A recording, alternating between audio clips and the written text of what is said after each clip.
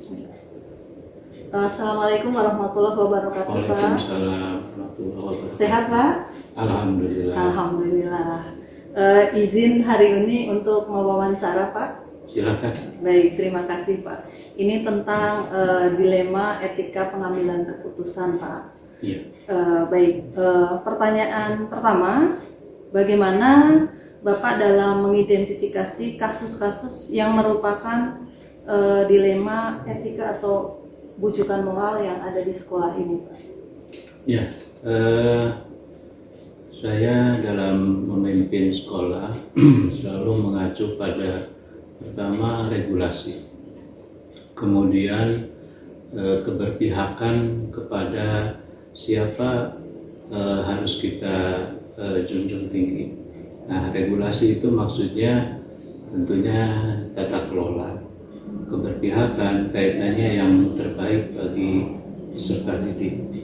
Nah, berkaitan dengan etika ataupun dilema etika dalam pengambilan keputusan, memang itu sering sekali terjadi atau bukan sering, kadang-kadang terjadi antara harapan kebutuhan guru, harapan kebutuhan orang tua, siswa, dan kita sebagai atau kami dalam mengambil keputusan untuk terbaik semuanya, tapi tidak menyimpang dari tata kelola kebijakan mengelola pendidikan.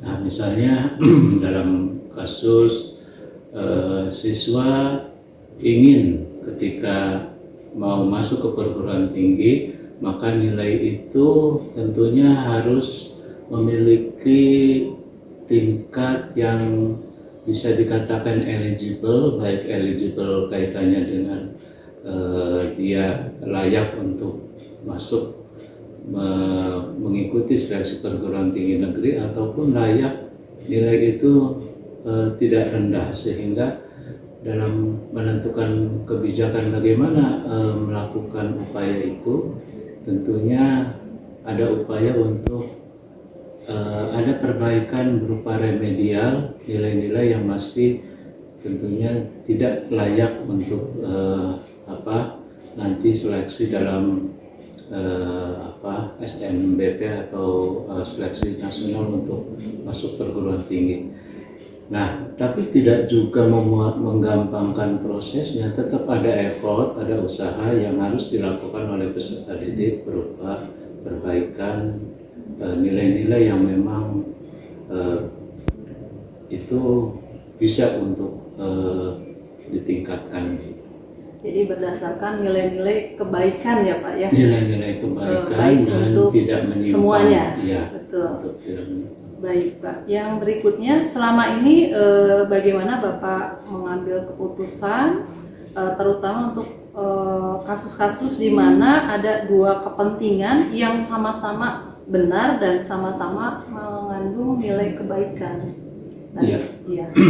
Iya, memang yang baru saja terjadi, misalnya kemarin ada satu jurusan yang ingin kegiatan PKL-nya itu di semester 5, tapi juga tentunya ini harus sesuai dengan kepentingan bahwa semester 5 adalah semester di mana peserta didik itu harus mendapatkan nilai.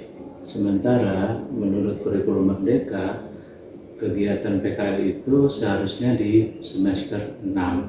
Nah, sehingga kami berupaya mencari titik temu bagaimana harapan keinginan di jurusan untuk kegiatan PKL, tapi juga tetap siswa harus belajar. Nah, kita kemudian ada pola-pola yang mungkin bisa kemudian dipahami bersama oleh orang tua, oleh dunia usaha, dunia industri, dan juga oleh guru-guru yang memang menginginkan PKL di semester 5 itu. Alhamdulillah semuanya akhirnya bisa menerima dan berjalan secara normal. Nah, begitu. Jadi memang memimpin itu kalau menurut saya itu seni. Jadi dalam seni itu tidak hitam putih, kecuali memang ada hal-hal yang begitu sangat prinsip seperti kita jangan sampai terjadi di sekolah melakukan misalnya intoleransi, kekerasan seksual atau kekerasan bullying. Itu memang prinsip yang harus tegas. Tapi kalau untuk hal-hal yang mungkin mispersepsi, kesalahpahaman dalam memahami, itu kita bisa diskusikan dan mencari titik-titik mungkin begitu. Baik. Biasanya hal-hal apa saja yang selama ini Bapak anggap efektif untuk pengambilan keputusan yang seperti dilema etika barusan, Pak? Ya, pengambilan keputusan yang efektif tentunya kita karena kepala sekolah dalam memimpin tidak boleh ada kepentingan pribadi, tetap harus kepentingannya mengacu pada peraturan, pada regulasi. Nah, demikian juga SDM, BTK yang menjadi subjek-subjek dalam pendidikan, pelaku pendidikan di sekolah, di satuan pendidikan juga harus memahami regulasi, sehingga kita sama sekali tidak ada unsur kepentingan yang ditonjolkan secara pribadi atau kepentingan apapun. Jadi memang kepentingannya adalah agar kita selaras dengan tata kelola yang sebenarnya. Itu barangkali. Betul. Jadi sesuai dengan regulasi atau aturan Ya, yang ada betul. gitu ya, Pak ya. Ya. Jadi walaupun punya wewenang, Ya, wewenang Ya. bisa dimainkan, bisa dilakukan, bisa tentunya kita juga punya otoritas dalam hal-hal misalnya kalau sudah ada misalnya SDM sudah diberikan pembinaan, kemudian dia tetap tidak sesuai dengan standar yang seharusnya dan dia itu honorer, berarti ya kami mengambil keputusan kemudian kontrak kerjanya tidak diperpanjang untuk tahun berikutnya. Nah, seperti itu.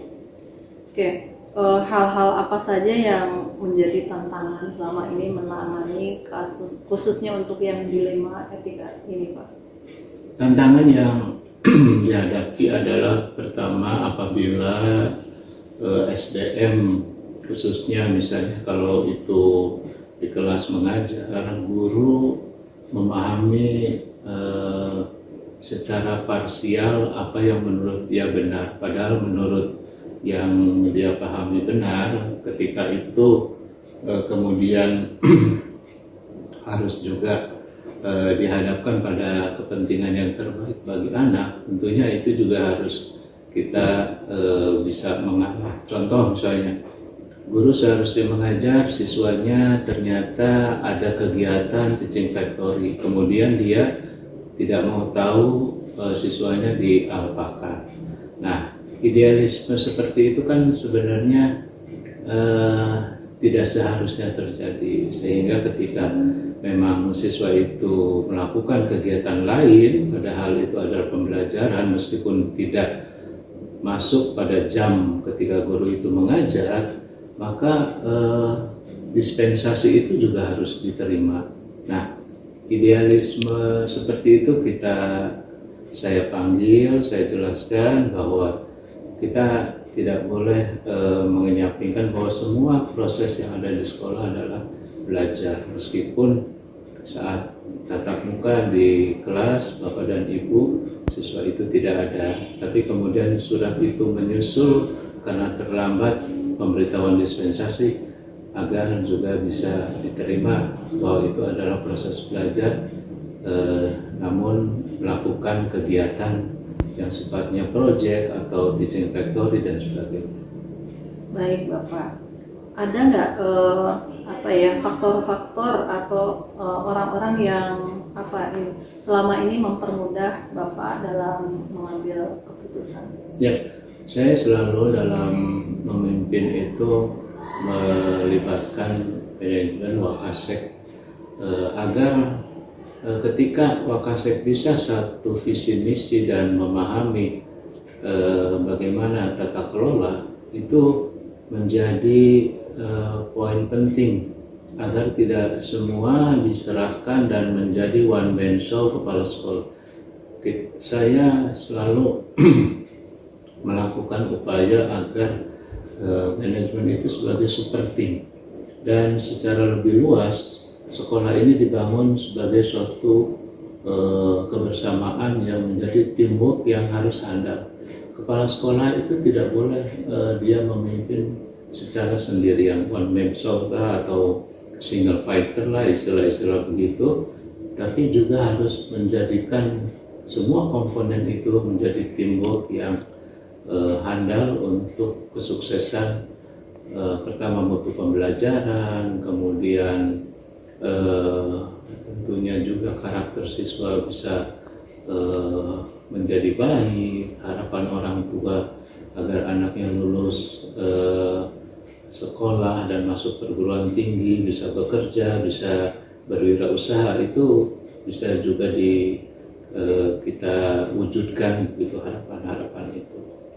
Baik Bapak, dari semua hal yang tadi Bapak sampaikan tentang pengambilan keputusan dilema etika, ya, pembelajaran apa yang Bapak dapat ambil dari pengalaman pengambilan keputusan ini? Ya, pengambilan keputusan itu kan memang pertama harus berdasarkan data. Jadi jangan kita mengambil keputusan tanpa akurasi data tentang sesuatu yang memang akan kita putuskan. Yang kedua, kita juga emosi kita, karakter kita harus juga menjadi orang yang matang, stabil. Kemudian yang berikutnya adalah bisa jadi bahwa apa yang menurut kita baik orang belum paham, maka itu harus difahamkan dulu sehingga memudahkan ada titik temu dalam pengambilan keputusan. Nah, selama ini saya selalu membuka diri, membuka ruangan, maksudnya ruangan saya bekerja. Apabila ada sesuatu yang ingin disampaikan, silakan. Jadi dialog, komunikasi, curhat dari para pihak itu sangat penting. Akhirnya kan kita tahu sebenarnya persoalan apa yang terjadi sebelum nanti ketika itu sudah maksimal, sudah dibina, sudah dipanggil, sudah diapa, misalnya tentang SDM ya, kasus pengambilan keputusan tentang SDM, data sudah dikumpulkan, pembinaan sudah, tapi tetap tidak optimal dalam kinerja, barulah tentunya putusan akhir ya. Apabila dia honorer ya kemudian tidak teruskan kontrak, apabila PNS tentunya kita laporkan kepada KCD bahwa bagaimana harus menangani SDM yang seperti ini. Baik, terima kasih Bapak waktunya. Sama-sama. Semoga sehat selalu. Assalamualaikum warahmatullahi wabarakatuh.